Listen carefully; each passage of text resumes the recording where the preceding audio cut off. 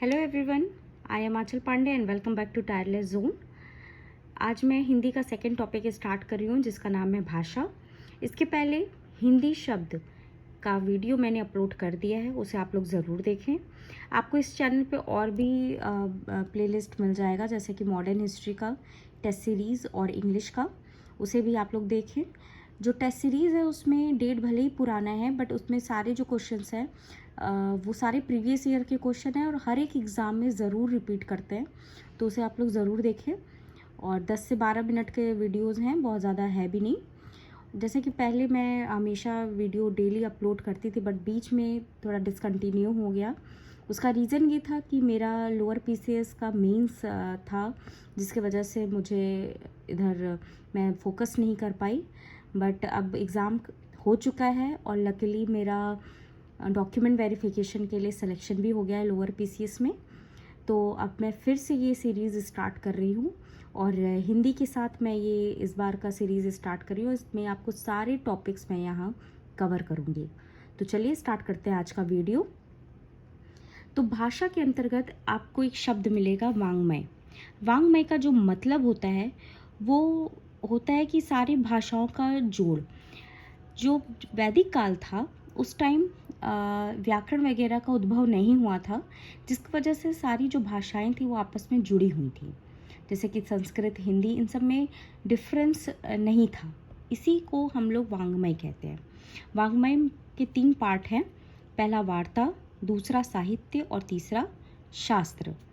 वार्ता में आता है शब्द और अर्थ। अर्थ में जैसे हम लोग मुहावरों का अर्थ देखते हैं, लोकोक्तियाँ देखते हैं। साहित्य में रचनाएं पढ़ते हैं, उनके कौन रचनाकार हैं ये। और शास्त्र, एग्ज़ाम पॉइंट ऑफ व्यू से देखेंगे तो हमारा केवल वार्ता और साहित्य इम्पॉर्टेंट होते हैं। शास्त्र हमारे एग्ज़ाम में नहीं पूछा जाता, ये लिटरेचर का पार्ट हो जाता है। तो चलिए देखते हैं एग्ज़ाम पॉइंट ऑफ व्यू से जो पार्ट इम्पॉर्टेंट है। तो देखिए, भाषा को 2 भागों में बांटा गया है, पहला मौखिक और दूसरा लिखित। इसमें पहला क्वेश्चन ये बनता है कि मौखिक में सबसे छोटी इकाई किसे मानी गई है, तो उसका आंसर होगा ध्वनि। और लिखित में सबसे छोटी इकाई किसे मानी गई है, तो उसका आंसर होगा वर्ण। ठीक है, यहाँ पहला क्वेश्चन है भाषा की सबसे छोटी इकाई, तो इसका आंसर है वर्ण। देखिए, यहाँ कन्फ्यूज़न यही होता है कि जैसे हमने मौखिक पढ़ा, इसकी छोटी इकाई ध्वनि होती है, और लिखित पढ़ा, इसकी छोटी इकाई वर्ण होता है।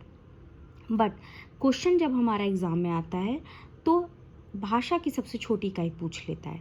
तो यहाँ बच्चों को कन्फ्यूज़न होता है, पढ़े सब रहते हैं हम लोग, बट वहाँ क्या हमें टिक करना है, क्योंकि ऑप्शन में हमारा ध्वनि भी रहेगा और वर्ण भी रहेगा। तो इसीलिए मैं ऐसे क्वेश्चन के फॉर्म में भी आपको बताती हूँ, ताकि आपका माइंड तुरंत क्लिक करे कि हमें ऐसे टाइम पे किस आंसर को टिक करना है। ठीक है, तो भाषा की छोटी इकाई केवल पूछेगा तो हमारा आंसर होगा वर्ण। वहीं सेकंड क्वेश्चन है भाषा की लघुत्तम सार्थक इकाई। देखिए, यहाँ एक शब्द जुड़ जाता है सार्थक, जिसका अर्थ हो, तो ऐसे में हम लोग शब्द को टिक करेंगे। ठीक है, अगर यहाँ आपको डिफरेंस समझना है तो ये भी मैं समझा दे रही हूँ।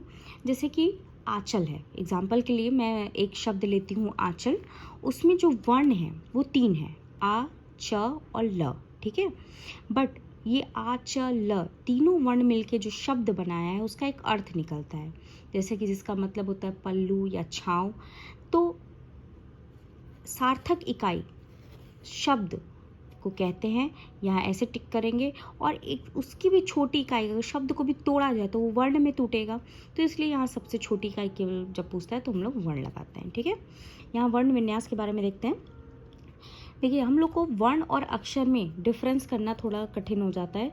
हम लोग हमेशा, क्योंकि बोलचाल की भाषा में जो हमारा वर्ण और अक्षर होता है हम लोग एक ही मानते हैं, जिस वजह से हमें समझ नहीं आता है, कभी कभी क्वेश्चन पूछ लेता है तो, कि वर्ण कितने हैं और अक्षर कितने हैं।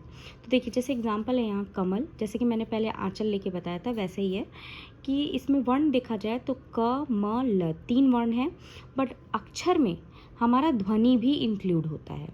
तो अगर इसको कमल को और तोड़ें तो क हलंत, मतलब इसका मतलब होता है आधा क, उसके बगल में उसकी ध्वनि है अ, आधा म, अ, ल अ, ठीक है।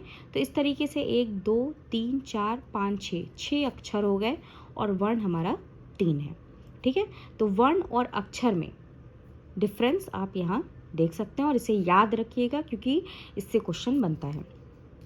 जब हम ध्वनि को ही लिपि में बद्ध कर देते हैं तो वो हमारा वर्ण या अक्षर बन जाता है। आइए नेक्स्ट क्वेश्चन देखते हैं। हिंदी भाषा की लिपि क्या है? तो जैसा कि आप सभी को पता है कि हिंदी भाषा हमारी देवनागरी लिपि में लिखी गई है और इसमें सबसे इम्पॉर्टेंट बात है कि देवनागरी लिपि को ही हम लोग वैज्ञानिक लिपि भी कहते हैं। साथ ही साथ देवनागरी लिपि में और कौन सी भाषाएं लिखी गई हैं?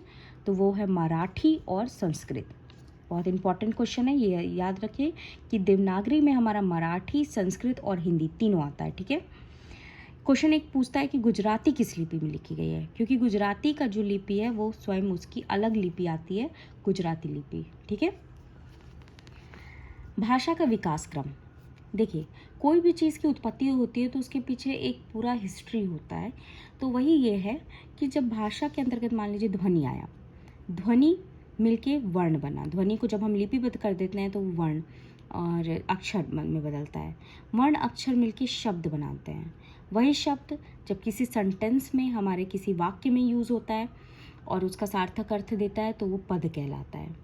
पद मिलके वाक्य बनाते हैं और वाक्य मिलके अवंती बनाता है। अवंती को हम लोग पैराग्राफ कह सकते हैं। मतलब कोई कोई शब्द होता है जो आपको नहीं याद हो सकता है तो आप जो जनरल दिन में मतलब यूज़ करते हो उससे आप याद करो, वाक्य जैसे सेंटेंस और अवंती जैसे पैराग्राफ। तो देखिए यहाँ दो चीज़ें हैं, शब्द और पद, इस दोनों में अर्थ समझिएगा, दोनों एक ही होता है बट शब्द है। जैसे कि एग्जाम्पल मैं फिर से लेती हूँ, मान लीजिए आंचल ही ले लीजिए, तो केवल आंचल है जिसका एक अर्थ निकल रहा है, ठीक है, तो वो एक शब्द कहलाएगा। बट मैंने बोला कि आंचल जाती है, ये एक पूरा वाक्य है और इसमें जो आंचल है वो अब पद का काम कर रहा है, ठीक है। तो वाक्य में रखे जाने योग्य शब्द पद कहलाते हैं, यही दोनों में डिफरेंस है। व्याकरण को जो भी हम लोग को आगे पढ़ना है उसे हम लोग 3 पार्ट में करके पढ़ेंगे, वर्ण, शब्द और वाक्य, ठीक है। तो ये आगे जैसे जैसे कवर करेंगे मैं बताती चली जाऊंगी। देखिए यहाँ क्वेश्चन है कि भाषा की लघुत्तम सार्थक इकाई, जैसे कि हम लोग पहले पढ़ चुके हैं, शब्द होता है क्योंकि यहाँ सार्थक आ गया है। केवल लघुत्तम इकाई पूछता तो वहाँ वर्ण लगाते। ये ऐसे ऐसे डिफरेंस आप लोग ध्यान दीजिए। नेक्स्ट क्वेश्चन है भाषा की पूर्णतम इकाई। ये जो छोटे छोटे वर्ड बीच बीच में आ जा रहे हैं यही क्वेश्चन का पूरा रूप परिवर्तित कर देता है। तो जब पूर्णतम इकाई पूछेगा तो आप वाक्य लगाओगे, सार्थक इकाई पूछेगा तो शब्द लगाओगे, केवल इकाई पूछेगा तो वर्ण लगाओगे, ठीक है। भाषा के अध्ययन के आधार पर हमारे मतलब अगर भाषा को पढ़ा जाए तो एक हम लोग पारिवारिक उसका देखते हैं और एक आकृत देखते हैं।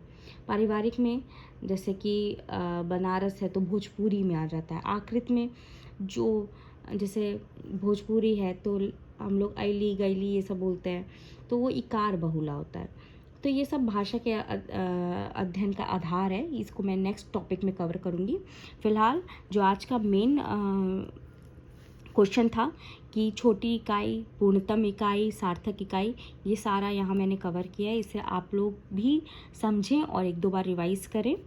तो इसी के साथ आज का ये टॉपिक ख़त्म होता है। नेक्स्ट वीडियो में नेक्स्ट टॉपिक के साथ इसी को कंटिन्यू मैं अभी करूँगी। तो मिलते हैं, और अगर वीडियो अच्छा लगे तो प्लीज़ लाइक, शेयर और सब्सक्राइब ज़रूर करें। Thank you.